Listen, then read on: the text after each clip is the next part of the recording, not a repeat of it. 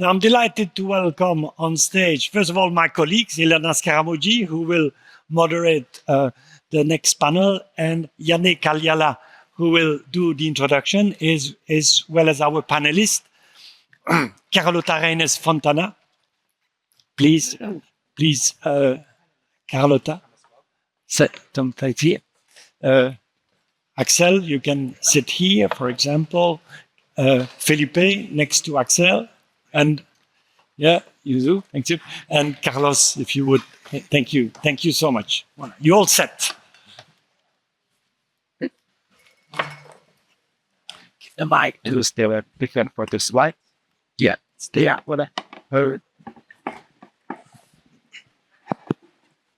Keep a bit startup. You will keep the startup spirit. Yes. So hello everyone. I'm Janne Kalliala. I'm heading Cullen's competition law service. And I have a great pleasure of introducing this panel that we have on innovation and competition, which kind of nicely brings forward the discussion already started by Renate and also Lorraine in their keynote speeches of the morning. And the idea of this panel is to collect a really wonderful and diverse group of colleagues from all over the world to discuss what role competition policy has in improving the conditions for innovation and therefore higher consumer welfare and general economic growth.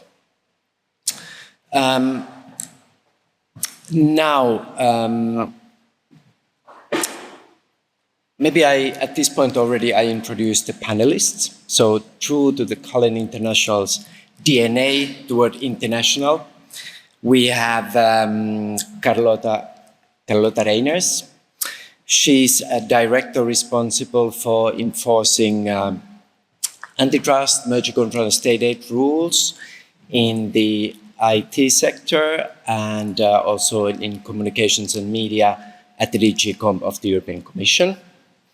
We have Carlos Baigorri, who is chairman and CEO of Brazil's national telecommunications agency, ANATEL. Welcome.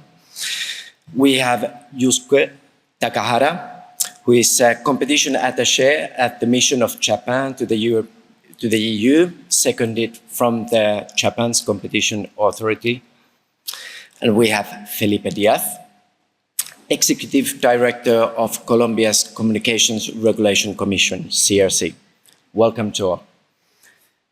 And after my short introduction, the panel will be moderated by my colleague Elena Scaramucci, who is heading Cullen's global research. Now, before we give the floor to them, I just want to do kind of a few points on this theme, innovation and competition. Because often when these two words are discussed together, there's kind of a danger that the conversation slips into kind of a binary route of, okay, competition good for competition, competition good for innovation, or competition bad for competition. But of course, the debate is much more nuanced than that, and it has been subject to extensive economic research over the years and over the decades. So if we just try to kind of scratch the surface of that economic research, we can perhaps identify a kind of a common thread for this panel.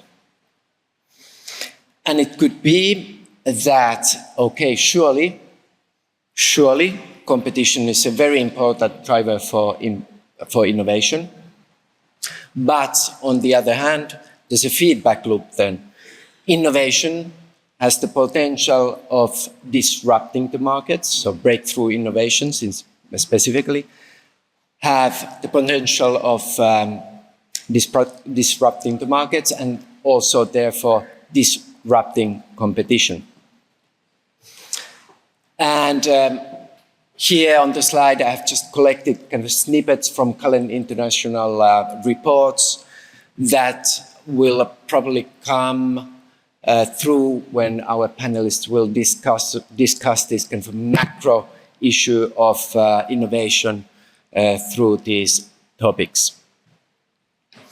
Now, if we start from the first point, so this higher part of this feedback loop, so how competition may affect innovation. Well, the first point is that there is no kind of a magic rule or magic formula for how much competition is optimal for innovations to happen. That doesn't exist, but luckily economists, they seem to agree largely on kind of three basic principles. The first one is that it is good for innovation if markets are contestable. So if barriers to entry and the expansion in the market are low, probably the new entrants, rivals, have a lot of incentive to innovate, to try to steal market share from the established operators in the market. And conversely, if there is very little competitive pressure in the market, the monopolist probably does not have much incentives to innovate. This is the kind of a classic market failure related to excessive market power. The second one is, which is also very important for competition policy, to realize and apply in practice that innovators, they need to have, of course, a prospect to earn a profit of their innovation efforts. So probably they seek, or they want to seek kind of a prospect for some market power, at least in the short term, to reap the benefits of their investments and innovation efforts. And the third kind of point is that collaboration is good. It shouldn't be a kind of a dirty word in the competition regulatory world. So competition is good, pro-competitive competition, of course. So firms need to have synergies when they seek to combine assets, combine capabilities to find new ways to innovate new services and new products. So these three things should be always parts of the competition policy thinking. And now when I'm talking about competition policy, I'm not talking only about antitrust or mergers, but also sector-specific rules, and especially economic sector-specific regulations that kind of help bring entry barriers down in the digital communications markets.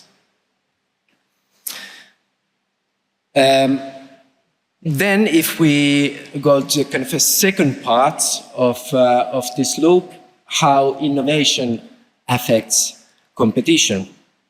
Now, especially breakthrough innovations. Think of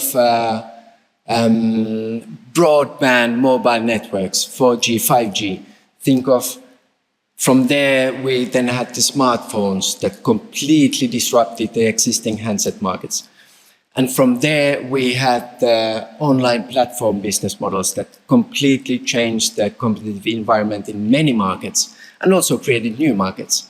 So disruptive innovation is good for economy, of course. It's very good. It's part of the economic growth, and we want that. But at the same time, especially in the digital space, what we have seen that if the market features are such that they are a lot of economies of scale and scope, a lot of network effects, a lot of data advantages, then the accumulation of market power can be really, really fast. And then make the market power entrenched. And then again, we go back to the upper part of the loop. If the market power is entrenched, that's probably not very good for innovation, and there is room for competition authorities and regulators to do something, as we have done in Europe with the DMA, for example, in the digital markets. Okay, so I will conclude this very short introduction before giving the floor to panelists, that what kind of clever competition policy should be doing. First of all, it should intervene when there is not enough competition to keep the innovation incentives alive.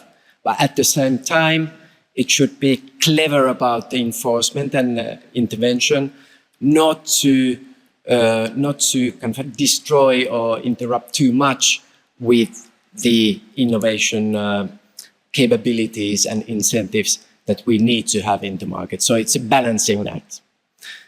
And now I will give the floor to Elena and our wonderful panelists, who will probably tell us many experiences and lessons of how they have sought to seek this balance in the market. Thank you.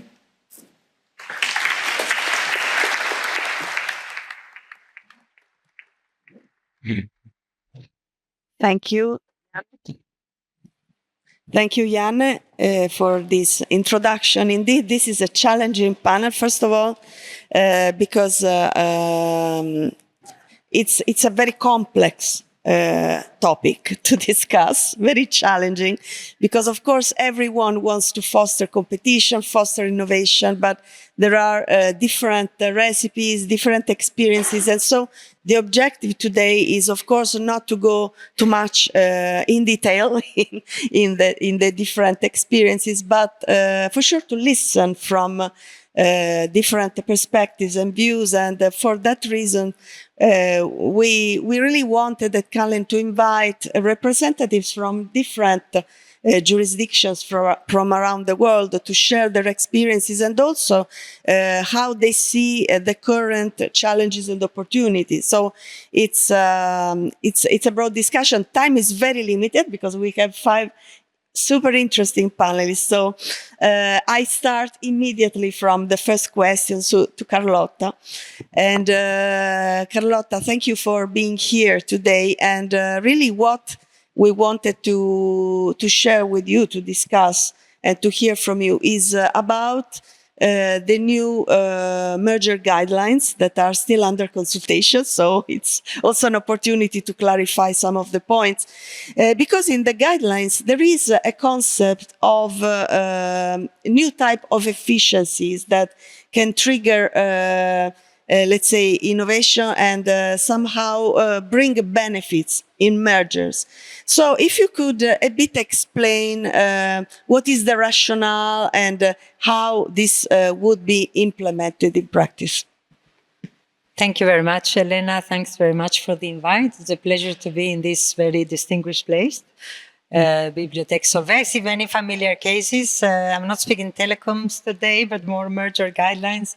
Because indeed, as you were introducing, this is part of a big focus we've put in the review of the merger guidelines that we are taking care of now and for which we have published the draft, which is to try to give more guidance on what are potentially the benefits of mergers, how we would address them, and also about the impact of such mergers on things like innovation, investments, sustainability, resilience. So also many new concepts which are very much at stake nowadays.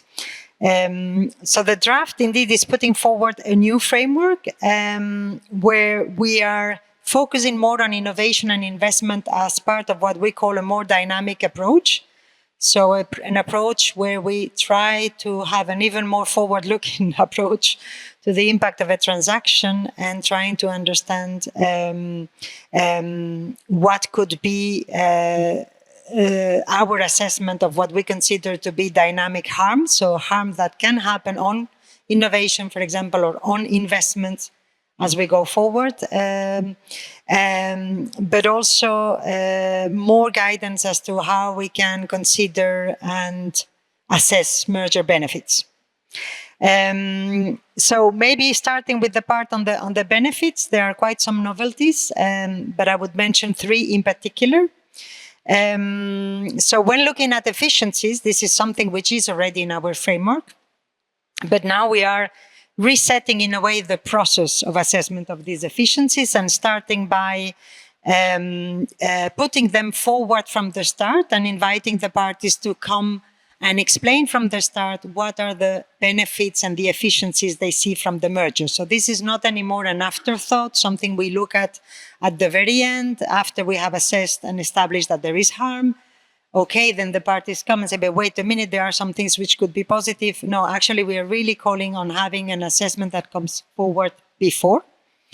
And that's in the process of that, we have introduced this concept of theory of benefit. So we had the theory of harm. This is what the Commission has to establish. And now we invite the parties to really develop a theory of benefit. And there we try to mirror the two. So we are trying to clarify also that we have a more symmetric approach to these two things. So to the theory of harm and the theory of benefit. The burden of proof as such is not changing. So we, Commission, have to prove or have to demonstrate or at least to motivate why we would consider a merger would have certain harm and where. And the parties need to prove what are the efficiencies that they think the merger can bring.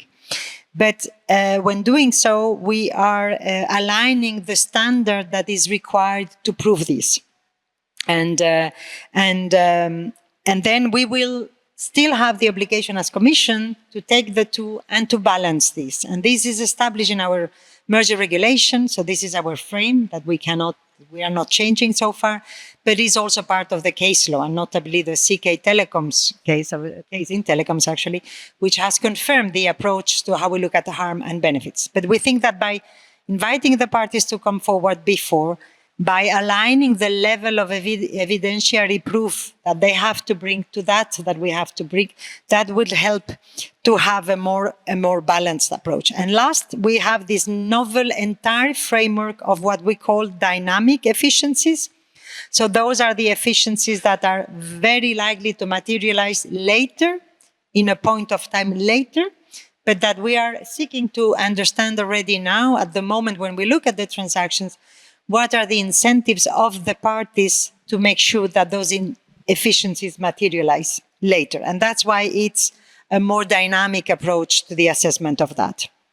So how are we going to look into these dynamic efficiencies in future cases? Well, we want to make sure that these efficiencies, either they confer the ability to the parties to invest or to innovate, or that they increase the incentives of the parties to invest or innovate. And for that, we have also brought a sort of taxonomy of this type of dynamic efficiency. So we give a list, we give examples, and with this, we are encouraging the parties to get inspiration from them. I mean, use those and then look at their case in particular to see how they can develop a theory of benefit around that. What will not change, nevertheless, is that the assessment will be done case by case. But we were much pressured to give more guidance, more examples. And because these are things we have been doing actually in many cases, but arguably on a case-by-case approach is not that everyone is seeing them. So I have heard at least that it has some benefit to have put all this together, these different potential incentives or efficiencies, and that would help the companies to bring that forward. But we will still be, it's true, strict in that these efficiencies, they have to meet the three-prong criteria, as we call them. So they have to be merger specific. That means they need to be related to this specific transaction.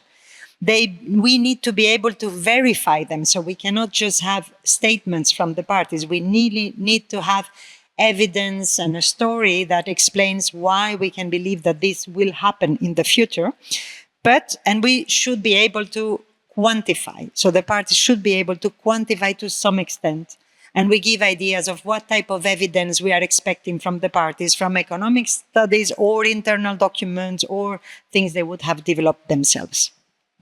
And I think with this, it's the moment now indeed to get a bit of feedback and to be able to explain more if needed. No, thank you. Indeed, I think this concept of dynamism is very interesting to somehow also move to the next question to Carlos Baigorri, because I first met Carlos when at ANATEL there was still João Rezende, the regulation as a president of ANATEL.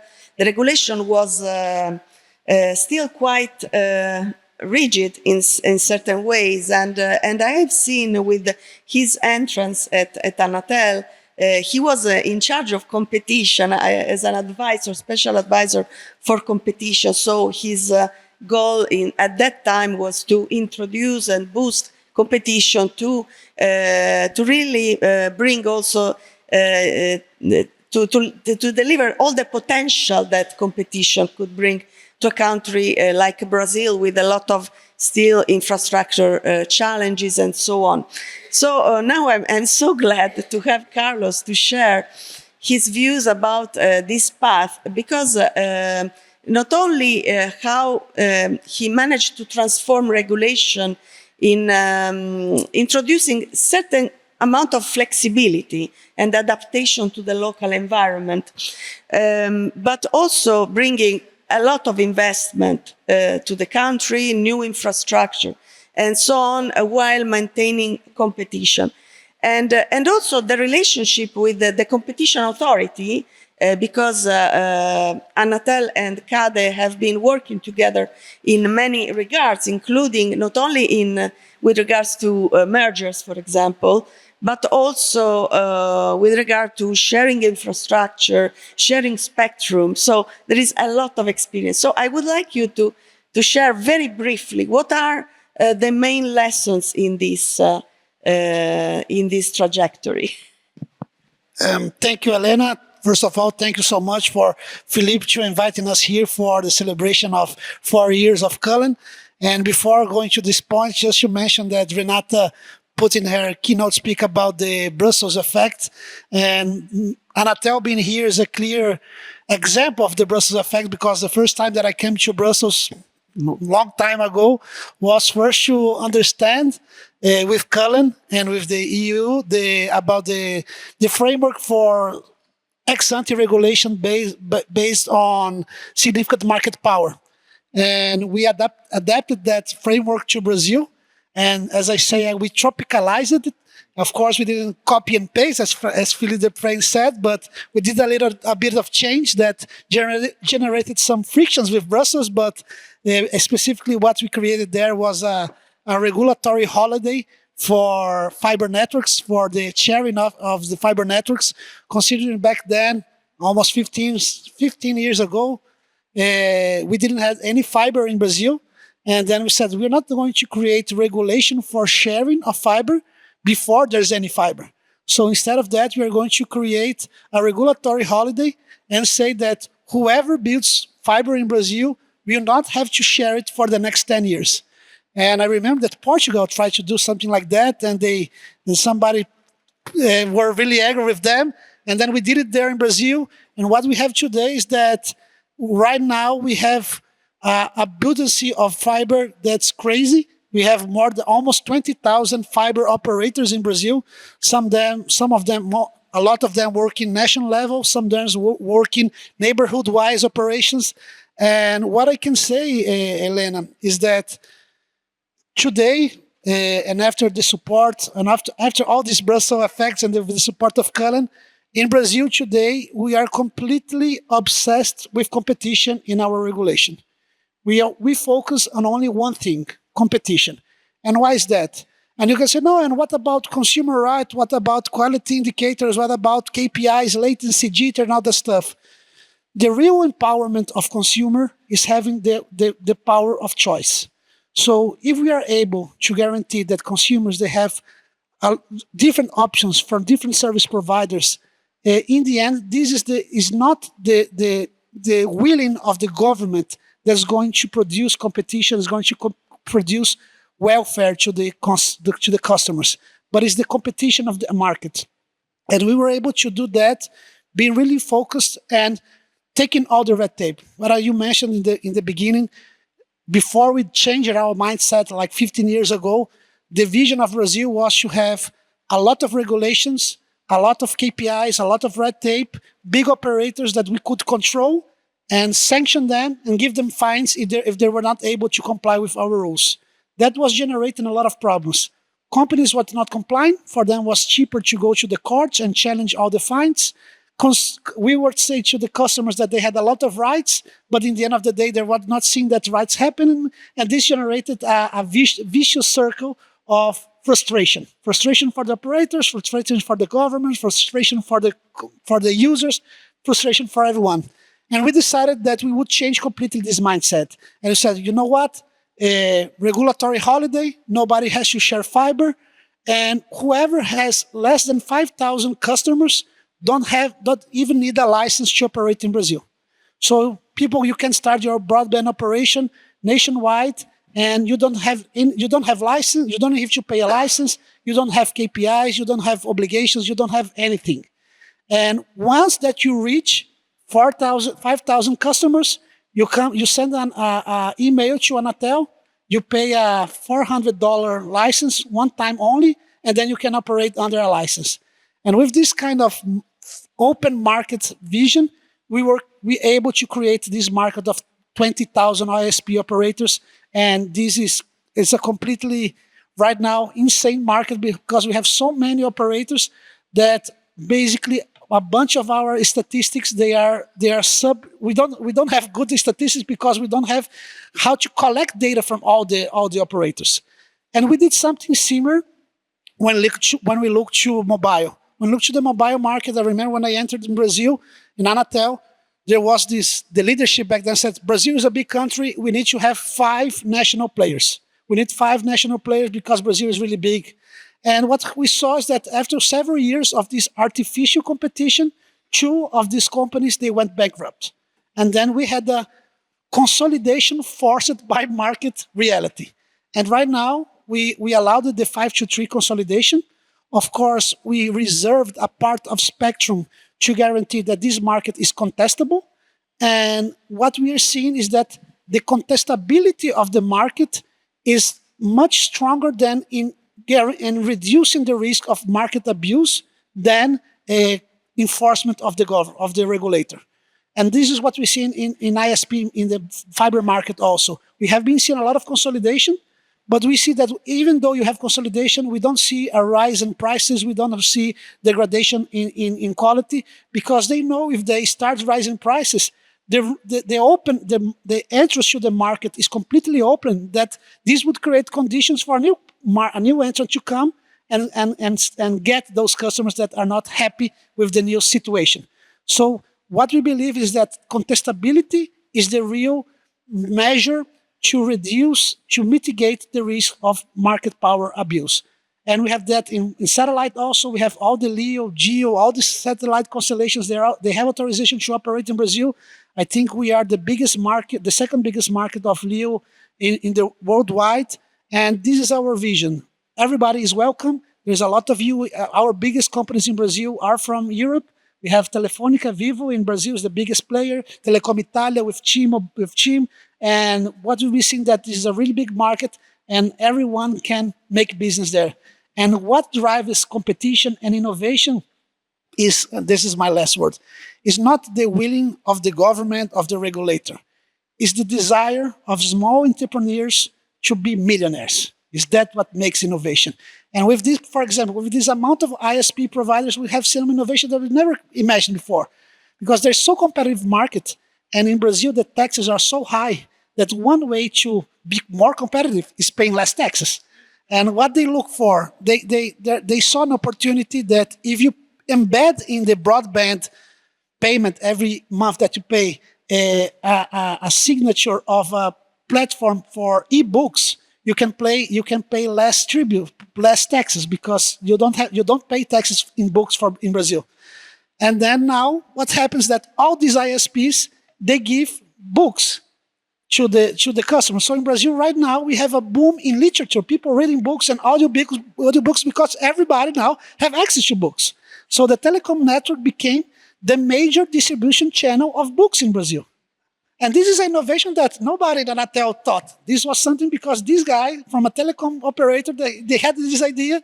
He bought a bunch of books, he put in a platform, and now they are operating more than all other 7 countries, making this ebook platform that is really giving access to literature and to culture to billions of Brazilians. Thank you, Carlos. So I think it's a very important lesson also for many people in the audience, because many people are from a telecom-oriented background.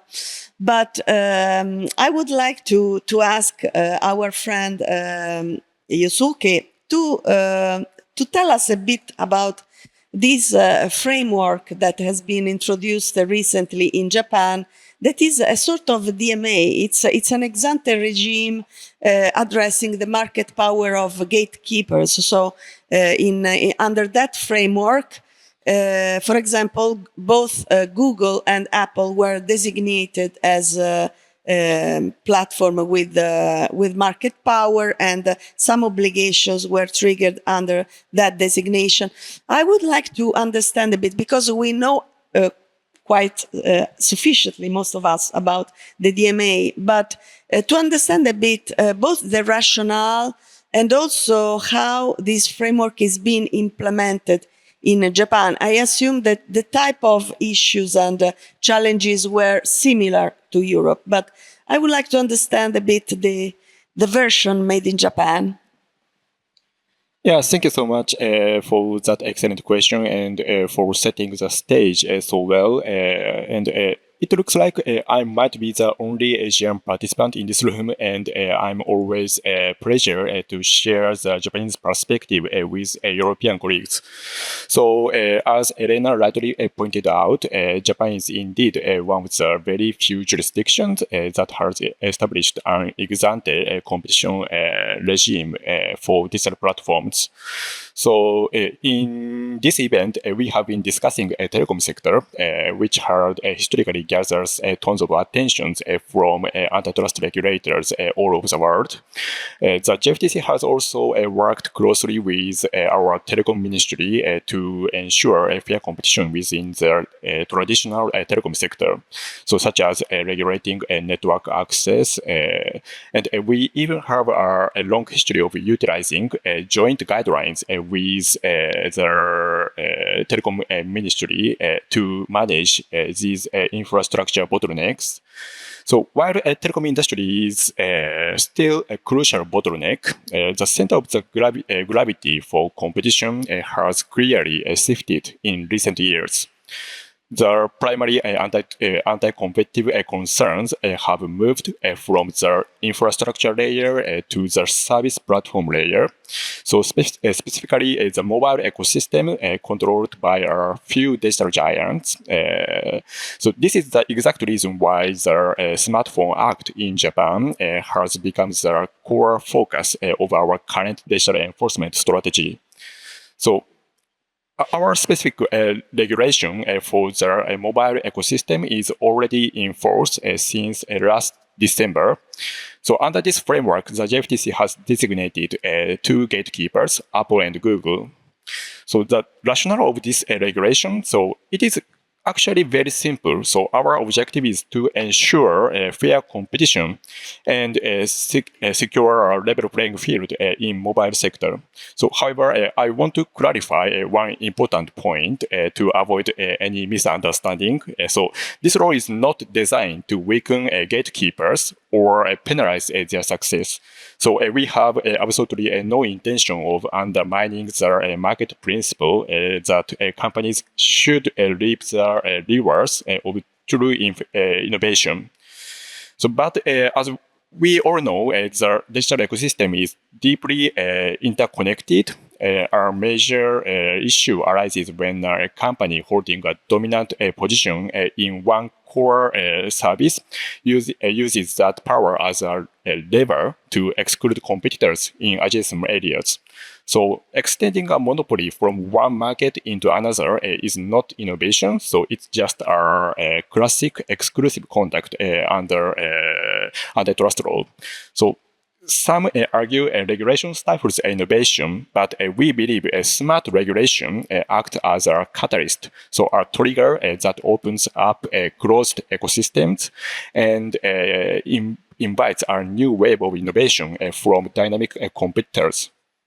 So this is the philosophy of our regulation, and this philosophy aligns closely with the EU's DMA. So because we share this common vision, many obligations under the Smartphone Act mirror the DMA.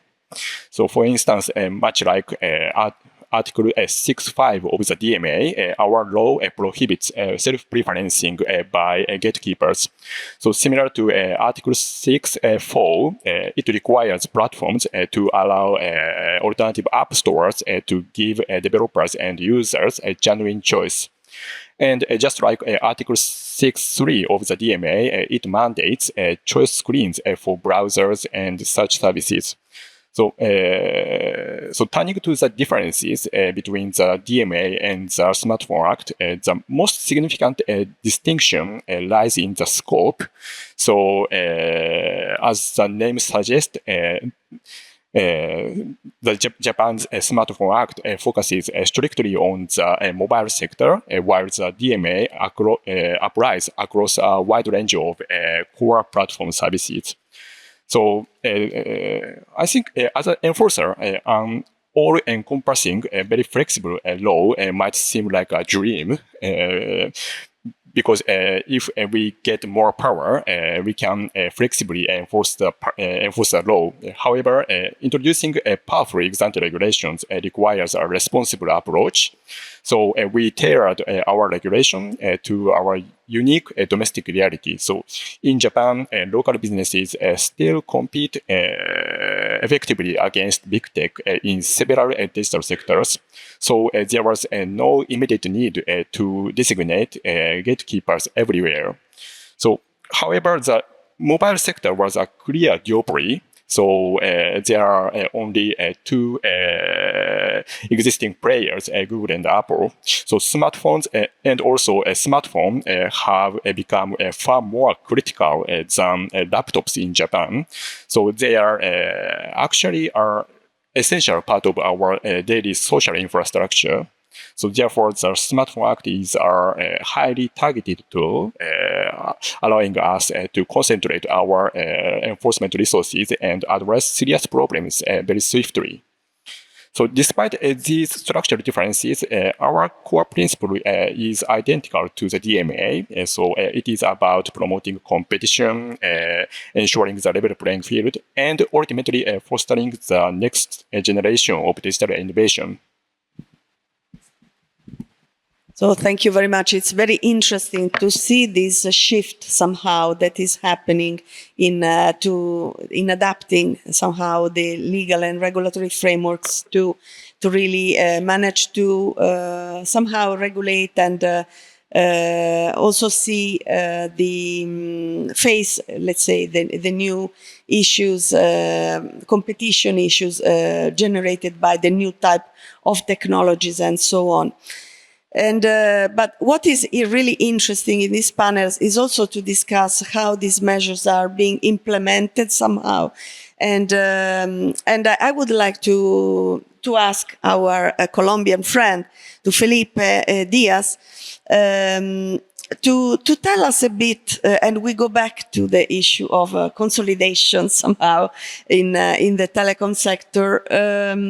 How for example, the recent merger between two major mobile operators, Movistar, who is Telefonica owned, and Tigo, who is a Millicom company. So their merger was also justified, the conditional approval, as a measure that would increase efficiency, that would bring innovation to the Colombian market. So I would like to understand, because I understand that you worked previously with the competition authority. Now you are in working with the telecom regulator. So about the first steps in implementing this recent merger and what can be expected in Colombia. Thank you, Cullen, for inviting me today. Elena, it's a hard question.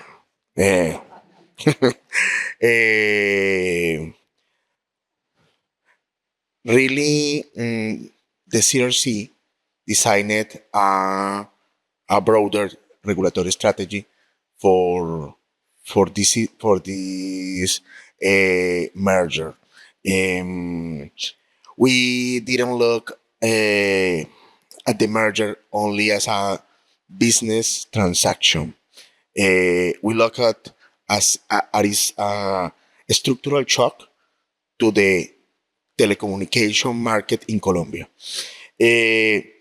For this, we ran econometric simulations across wholesale and retail market in Colombia, include mobile, fixed, MVNO, roaming, local wholesale access, bundles, portability, and user switching. The question we asked was no simply. No, we thinking a lot. What was the real question we have to do? And we think where can market power travel after merger? This is our question, because in convergent markets, market power does not stay in one box. It can move from wholesale to retail, from mobile to fixed, from infrastructure to bundles, and from commercial strategy to users lock-in. That is why CRC moved on three urgent fronts. The first, wholesale mobile remuneration. If MVNO and smaller operator cannot access mobile networks under efficient condition, competition become decorative. This is our point of view. So we move quickly to bring wholesale mobile data remuneration to more competitive levels, around 30 cents per gigabyte. The down was impressive. In Colombia, will be almost 80% less the price today than the previous. The second, local wholesale connectivity. For us in fixed market, the challenge we have is no longer only deploy more networks. It is also to use existing fiber infrastructure more efficiently. This is our first challenge in Colombia. Local wholesale access can reduce duplication and expand coverage and preserve competition. The third, the user protection. This is so important for us. This is where we become a resolution, A171, because we think in a concentrated and convergent market, user protection is competition policy. This is, we think, if user cannot compare bundles, terminate contract, easily switch provider without friction, or the competition weakens in practice.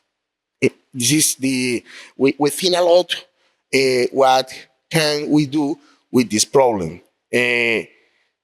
We extended transparency in bundles, itemized billing, rules on win-back practice, number portability, safeguard, and digital termination channels. This is our goal, digital termination, because in Colombia is so difficult cancel a service. Finish the contract is so difficult.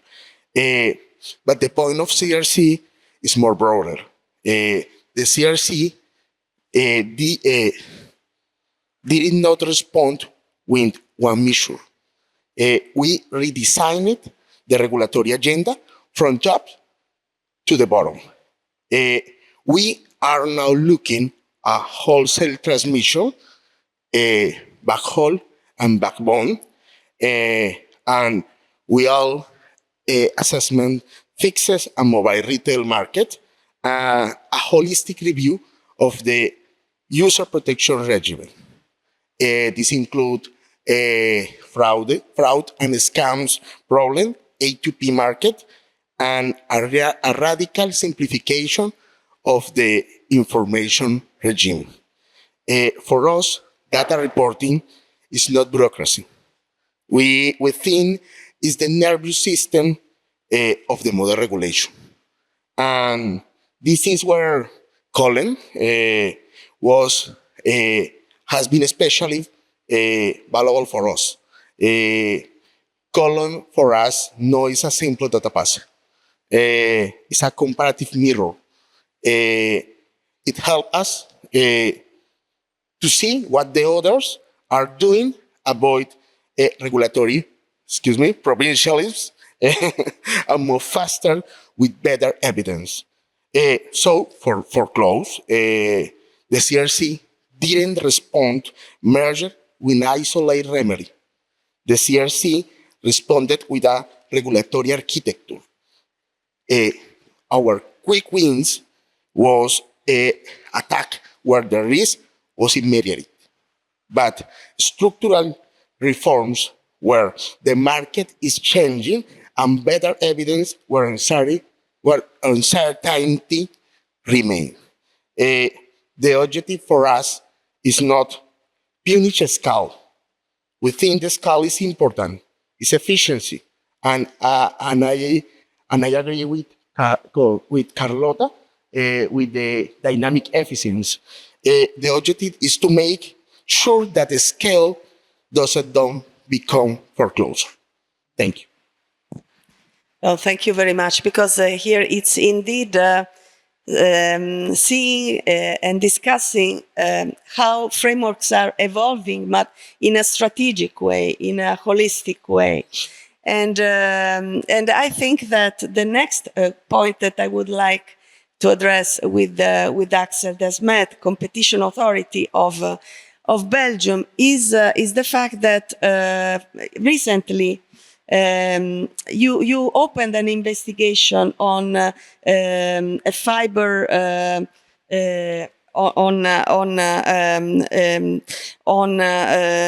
collaboration agreement, of a network collaboration agreement between two entities, Proximus and Telenet, and actually seeing that in this investigation the companies involved have been presenting possible undertakings and commitments that are a bit close to the kind of wholesale agreements and commitment that would be imposed previously under an ex-ante regime. So how do you see this new kind of dynamics between ex-ante and ex-post? We also ask Carlos the same, and really it's something that is happening between regulators. So seeing from a competition law perspective, from an antitrust perspective, what is going on? Yes, thank you for the question, but let me start by congratulating Cullen for its midlife crisis. We like crises for the moment. I hope this is a bright future for all challenges that are coming in digital, and they are there. So really congratulations with the path that has been walked and with what is coming. I think also I'm very honored to be on this panel that you have put together, and shows the international nature also of Cullen. And we talked about the Brussels effect. I think this is maybe not so much the example of the Brussels effect, but the effect of, a rule-based, evidence-based people who want to talk to each other on how they do things, how they regulate. And I think it's important to have these kind of exchanges. So I'm really honored to be on this panel. So having said that, and coming back to your question on telecoms, indeed we had, and sorry, before I forget it, because I'm going to move to that, but I like your slogan at Cullen: regulation made simple. You're implementing on a daily basis what Draghi is asking us to do. So the only problem is that you shouldn't be making it simple. We should be making it simple. And so I think it's a good reminder of our collective responsibility, not only as legislators, but also as regulators, to make regulation simple. It is not normal that people need to have a translation of what regulation is in order to understand it. So we have to think about, what needs to be cut in terms of regulation and what needs to be done in terms of regulation. And so I think that's also an important message. But in terms of telecoms, yes, we are in Belgium in a bit of a strange situation where we are de facto, in a way, moving from what you traditionally would call ex-ante regulation to ex-post regulation. Now, what does that really mean, ex-post regulation? Because the situation we are having is that back in 2023, at that time I was still at the BIPT, the telecoms regulator, we felt it was necessary to communicate to the markets because we got all kinds of misunderstanding messages that operators could not cooperate together to roll out fiber. So we clarified that that's not true. You can cooperate to roll out fiber. But it comes with a price, of course, because you're suppressing part of a key competition element in Belgium, which was always a big success. It's the network competition. And there are a lot of problems in Belgium, and there are a lot of, those who live here will complain about the prices. But there's one which was never there, and that's quality. We had good quality, and that was thanks to network competition. But that's kind of gone now, the quality, because we have now one of the lowest levels of fiber coverage in Belgium. In Europe, I mean. So we need to really kickstart, it has been kickstarted luckily, but we need to speed up that thing. And so this message was key to make clear to the operators, yes, you can cooperate. But if you suppress network competition, you will have to talk to the competition authority because you are two competitors or more competitors. So you will have to talk to the competition authority who will have to discuss with you what the conditions of this cooperation is going to be. Because there is a rule, 101, which says that normally competitors cannot make anti-competitive agreements. And in this case, if you suppress competition on such an important segment of the market, of course, you will have to make sure that you pass that hurdle. And there is a possibility. There are exemptions under 101.3, which gives a certain set of conditions under which you can cooperate. And that's precisely the case that is now pending at the competition authority. And I can talk about certain things that are made public because the case is currently being investigated. So I cannot, of course, not go into the details of what's happening now, which, by the way, I don't know because this is handled by the auditor who is the investigative team at the authority. But what has been made public already is that there is this cooperation depending on the zone in Belgium that we're talking about. So we have the urban zones where you still have network competition. And in practice, you have in Belgium, in the major cities, you have 2 or 3 operators who are rolling out a network. So in my street, for example, I have the choice between 3 different network operators in Brussels. One of them, which is a new operator and who significantly undercuts the prices of all other historical operators, by the way. Then we have the B zones. The B zones are the suburban zones, and that's where the cooperation starts. And there is a cooperation where one operator will roll out one zone, the other operator will roll out another zone, and there will be cross-exchange, I'm simplifying it, but where there will be exchanges on access. And then there is a third zone, the rural areas, where there will be no fiber deployment, but where you still have, thanks to the cable network, which was rolled out for television a long time ago, where you still have the cable network who will be present. And so the agreement is about exchanging zones. It's about rolling out together and therefore at lower costs, because you're reducing the costs by user of your network. And the conditions that come with it are that there needs to be a fair share for the consumer. So what does that mean? You have to continue to have service competition in the zones where you are recreating a monopoly. Because that's basically what is happening, is that in those zones where you're rolling out alone and where you're cooperating, you're recreating a monopoly. So there needs to be access to that network and access at friend prices in order to allow service competition. Service competition is what has ultimately led in Belgium to having 3 operators instead of only 2. So service competition is key to be able to continue to have price competition. Another condition is that the cooperation should lead to a speedier and a more extensive rollout, so that more people have access to fiber and quicker access to fiber. So there are a whole set of remedies on this or conditions linked to the cooperation, which are and have to be to the benefit of the consumer, to benefit for the suppression of competition between the 2 operators. And the beauty of the exposed regime where we are is that also a whole raft of other things are being solved at the same time, such as access to ducts, such as co-location, such as prices for one-time fees. So this, at the time when I was at the BIPT, are typically decisions that were taken separately and after a market analysis was passed. Here, the initiative is with the party to bring the remedies, to bring the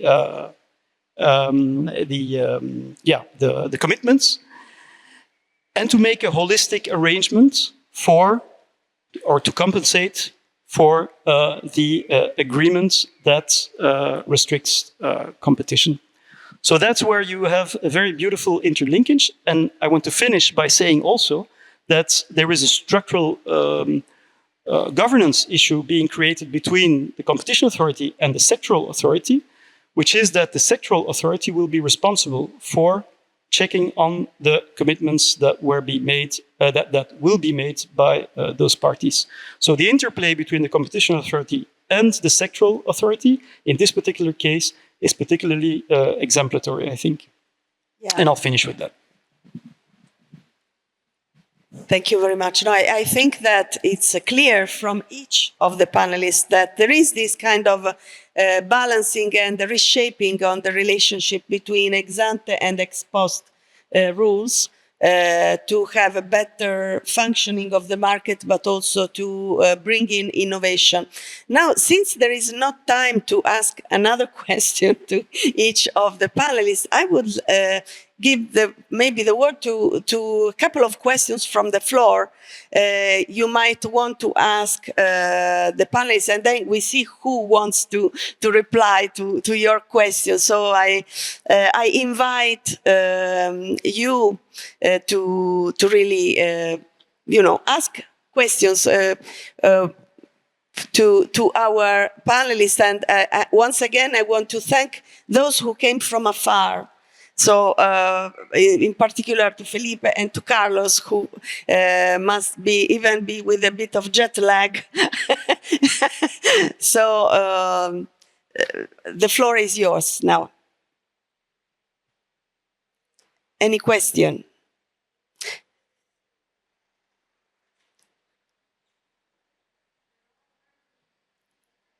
Don't be shy. Come on. Maybe Felipe, you want to ask a question because you are not shy.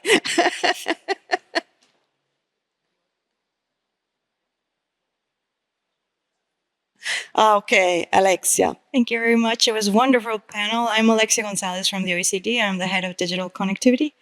And I have a question for Carlota on the theory of benefits, which is great in the review of merger guidelines. We've seen at the OECD since 2023 more than 50 mergers and acquisition in the telecom sector, and a lot goes back to Digicom's role.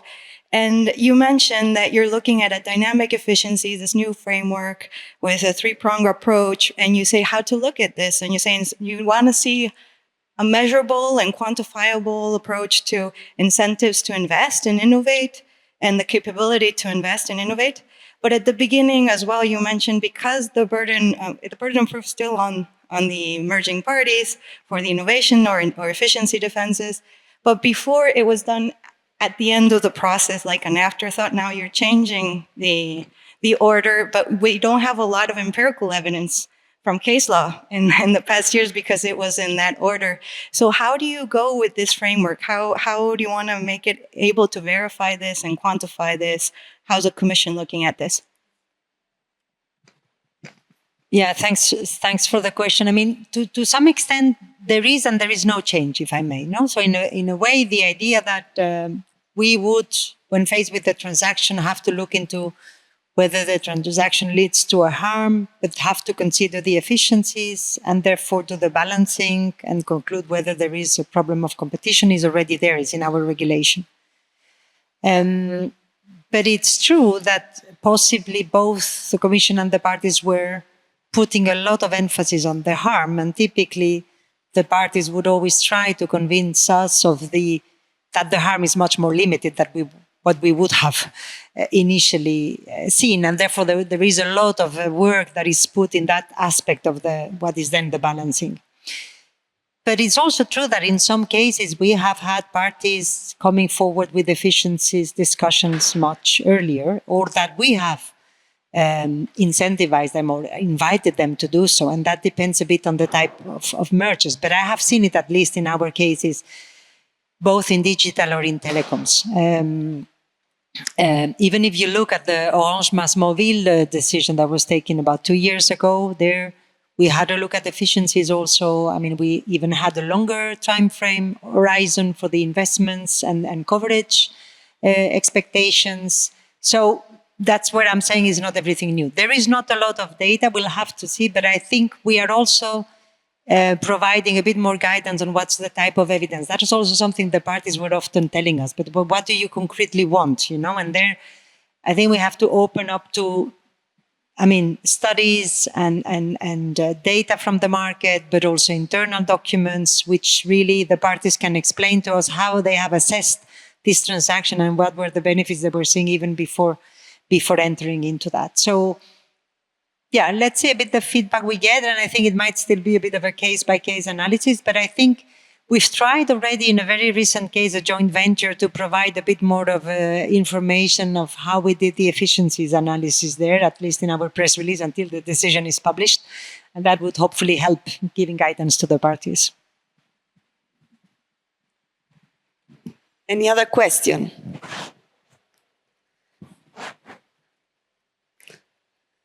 So I think maybe one question from colleagues, or I can ask another question to perhaps. I'm interested to hear from Yusuke, because we have talked a lot about telecoms. But here this panel is about competition. So, and the question is about this recent investigation that launched the Competition Authority of Japan. We read in the news about this investigation into Microsoft regarding the cloud computing and software licensing practices. So I would like to understand a bit of context regarding, because also in Europe, for example, there is a lot of discussion about cloud at the moment. So I think it's a very interesting way, perhaps, to conclude our panel. Yes, thank you so much for raising very important point.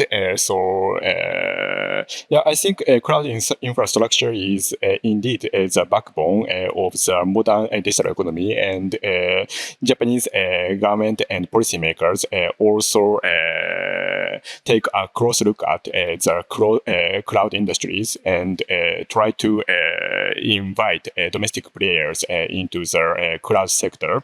Of course, other independent competition authority, the JFTC is neutrally enforcing our antitrust law against cloud sector cloud providers.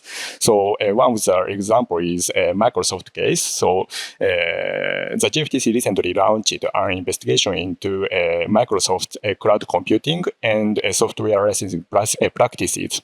So the core focus of this investigation is whether Microsoft is leveraging its dominant position in desktop software to unfairly restrict competition in the cloud infrastructure market. So specifically, we are examining whether their licensing terms make it financially or technically difficult for other businesses to run essential Microsoft software on computing cloud platforms, thereby locking customers into Azure. So this is a kind of a traditional bundling practice. So it is, I think it is not new, but it is very important to strongly enforce the traditional antitrust law to various sectors, so including telecom sector, data sectors, and also cloud sector. So I think I personally feel the ex-post tool is still quite useful because it is quite flexible and it can reach out to various sections. So I think this example shows antitrust law is still quite important to properly regulate various sections. Okay, so I think but what are, on average, what is the time frame to understand a bit how decisions might come up and so on? When would we possibly see a bit the results?